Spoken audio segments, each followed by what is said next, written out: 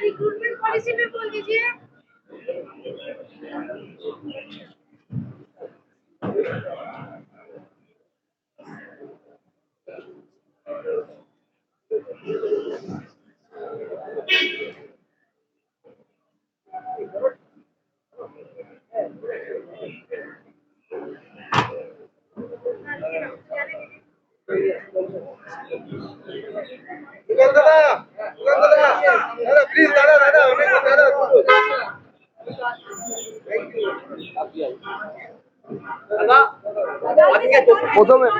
প্রথমে আমি বলছি, প্রথমে রেলের আধিকারিকরা আছেন, অতএব আজকের যে জব ফেয়ার সেই নিয়ে যদি কোনো প্রশ্ন থাকে সেটা আগে করে নিন, তারপর অন্যান্য প্রশ্ন অবশ্যই যাবে।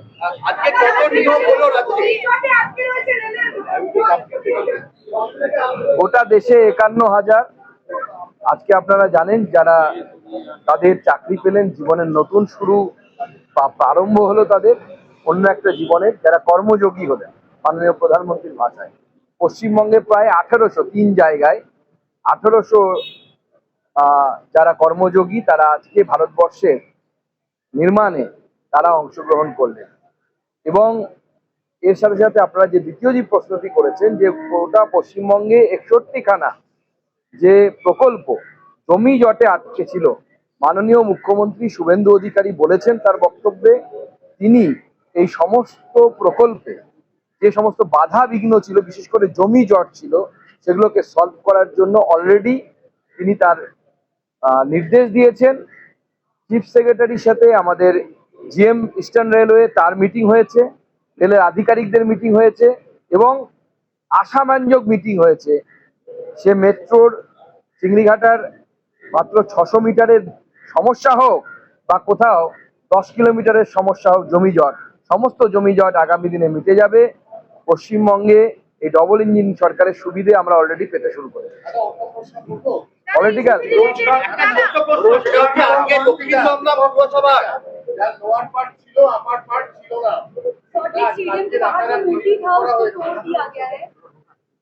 আমাদের মাননীয় মন্ত্রী যিনি স্পোর্টসের দায়িত্বে আছেন তিনি বলেছিলেন এই মূর্তিকে সরানো হবে, তো স্বাভাবিকভাবে সরকারের সিদ্ধান্ত।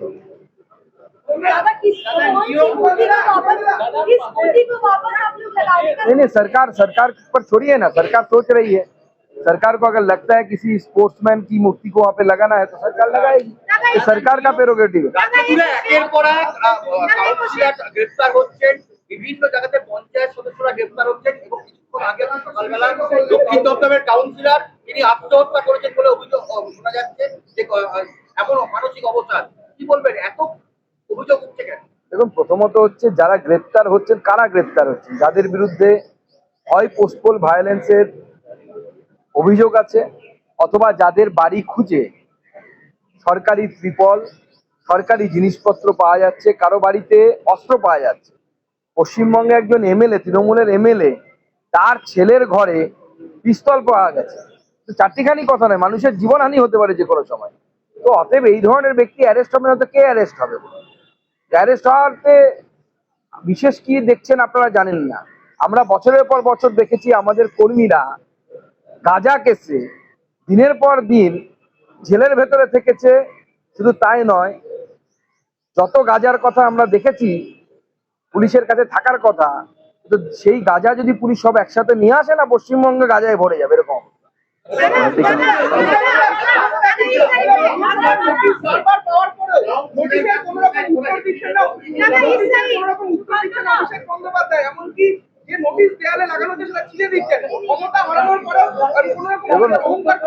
দেখুন, অভিষেক বন্দ্যোপাধ্যায় মুখ্যমন্ত্রীর পরিবারের লোক, মানে প্রাক্তন মুখ্যমন্ত্রী। এখন ছোটবেলা থেকে উনি পাওয়ার দেখে অভ্যস্ত। উনি কি উত্তর দেবেন? উনি স্কুলে মাস্টারমশাইদের প্রশ্নের উত্তর দিতেন না, তো আমাদের নোটিশের কি উত্তর দেবেন? উনি ছোটবেলা থেকে অভ্যেস নেই। ভালো করে খোঁজ নিয়ে দেখুন, ওনার স্কুলে মাস্টারমশাইরা যখন প্রশ্ন করতো বাড়ি থেকে কে কে পড়া করে এসছো, এক এক করে প্রশ্ন ধরতে ওনাকে জাম্প করে পরের জনকে জিজ্ঞেস করতো, ওনাকে জিজ্ঞেস করতো।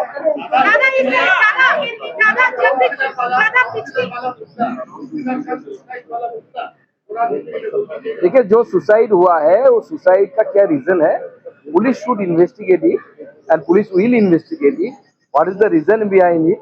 और बहुत सारे समस्याएं हो सकती है, लेकिन सुसाइड कोई समाधान नहीं है। मैं तो मानता हूँ तृणमूल कांग्रेस के अगर कोई नेता किसी आरोप में अगर वो आरोपित है तो उनको उसके लिए लॉ एंड ऑर्डर है, उसी हिसाब से लड़ना चाहिए। दादा इस साइड दादा दादा देखिए, आदरणीय प्रधानमंत्री जी के नेतृत्व में जब से मुहिम शुरू हुई है, ये 19वां एडिशन है। 19वां एडिशन में हमने 51,000 यानी 51,000 जो युवा है उनको आज उनकी नौकरी की सर्टिफिकेट आदरणीय प्रधानमंत्री जी ने बटन दबाकर उनको दिया है। यहाँ पे हमारे आदरणीय मुख्यमंत्री जी श्री शुभेंदु अधिकारी जी के उपस्थित में, हमारे विधायकों की उपस्थिति में हमने ये देने का काम यहाँ पे किया है। और ये जो देश की युवाओं को कर्मयोगी बनाने का मुहिम आदरणीय प्रधानमंत्री जी ने लिया है, और एक भी करप्शन के चार्जेस बिना लगातार 19वां एडिशन सरकार ने कंप्लीट किया है। ये बहुत बड़ा अचीवमेंट है और विकसित भारत बनाने के लिए एक कर्मयोगी आगे आने वाले समय में अपना योगदान देंगे। और किस मुहिम के साथ देना है, किस मंत्र के साथ देना है, आज आदरणीय प्रधानमंत्री जी ने वो भी स्पष्ट किया है कि नागरिक देवो भव, इस मोटो के साथ, इस मंत्र के साथ इन सबको देश की सेवा करना है। हम सब मिलकर करेंगे। তৃণমূলের মধ্যে ইতিমধ্যে গৃহযুদ্ধ শুরু হয়ে গেছে। কুণাল ঘোষ এমন পোস্ট করলেন যেখানে বলছে বিশ্ব কর্মশক্তি হচ্ছে নিজের দলের নেতাদের দিকে যেন কর্তব্যের ইঙ্গিত দিলেন। দেখুন, আমি এটুকুই বলবো, গৃহযুদ্ধ সেখানেই হয় যেখানে গৃহ থাকে। তৃণমূল কংগ্রেসের গৃহটা কি আছে? আমরা তো দেখতে পাচ্ছি না, গৃহটাই তো উড়ে গেছে মনে হচ্ছে ঝড়ে। বিজেপির ঝড়ে, মোদি ঝড়ে তৃণমূলের যে ঘরটা ছিল, টালির চালাটা ছিল, সেটাই তো উড়ে চলে গেছে। এখন কোথায় আর যুদ্ধ হবে? এখন নিজেদের মধ্যে একটু চলবে, এরকম পার্টিটাই থাকবে না, অপেক্ষা করুন না কিছু। दादा दादा कुर्बानी को लेकर दादा নিয়োগ পরীক্ষায় স্বচ্ছতা আনার জন্য সেই জায়গাটা দেখতে মাননীয় মুখ্যমন্ত্রী শুভেন্দু দাস স্পষ্ট করে দিয়েছেন যে এতদিন পর্যন্ত পরীক্ষা হতো কিভাবে, পশ্চিমবঙ্গে ওএমআর শিটে পরীক্ষা হতো।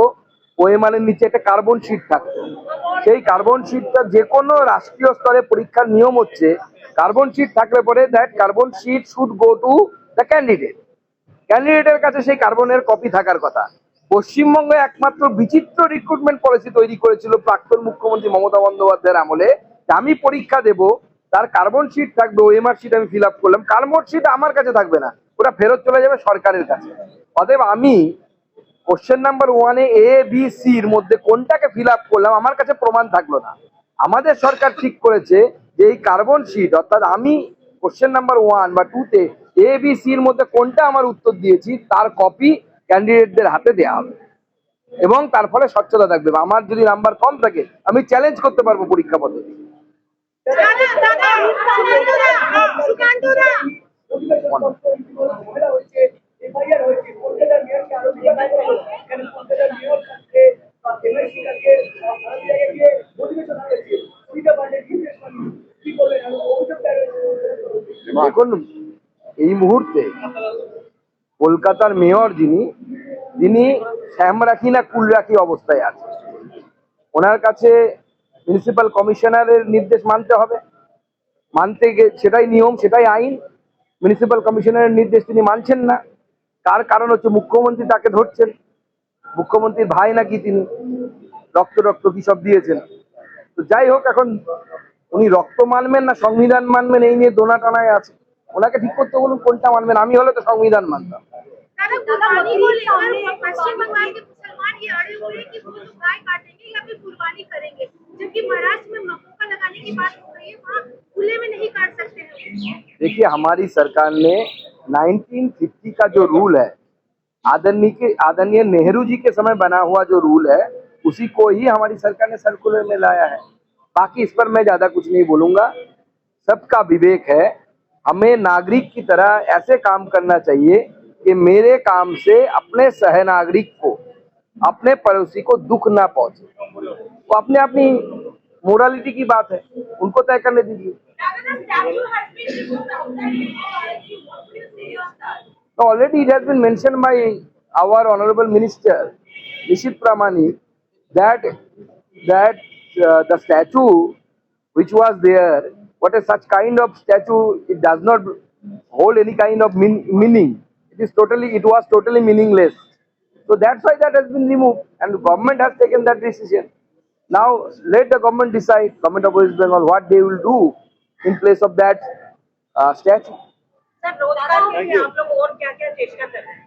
देखिए, हमारी सरकार यहाँ पे पश्चिम बंगाल में जो सरकार है आदरणीय मुख्यमंत्री जी के नेतृत्व में, यहाँ पे इंडस्ट्रियलाइजेशन की तरफ हम जा रहे हैं आगे आने वाले समय में, और उसके लिए पॉलिसी तैयार किया जा रहा है।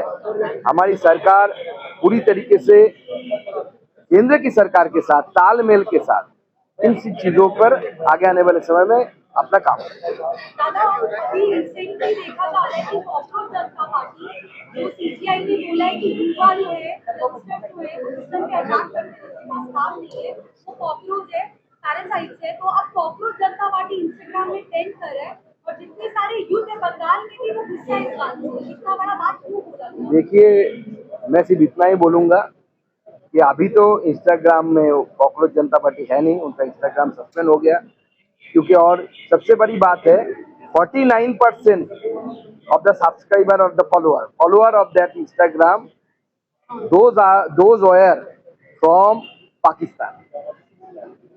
Only 9% of the followers from India. So this is the situation. Now people know all the things. बाकी पब्लिक को सब पता है। धन्यवाद सर।